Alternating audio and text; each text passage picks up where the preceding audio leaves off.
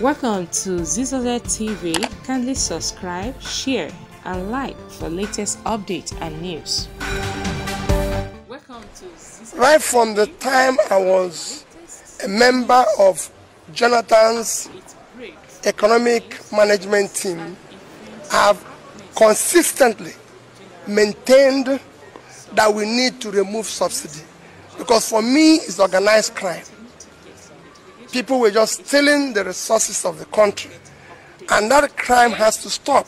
And I showed my own position in empirical data to show that the amount of fuel we consume is totally far ahead what we are supposed to consume.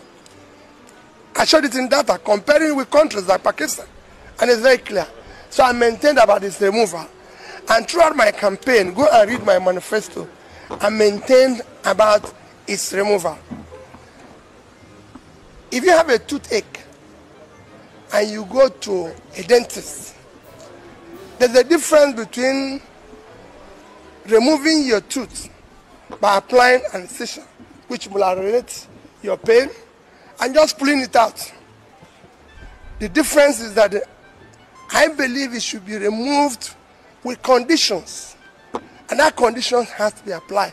If I was involved, I would have shown in empirical statistical data how much we are going to save, where we are going to apply it, the gains for the people, so they can, just like I said all throughout my campaign, that I'm going to govern the people by being open, showing them empirically verifiable facts on how the country can be better, and everybody can follow it. That's what I would have done.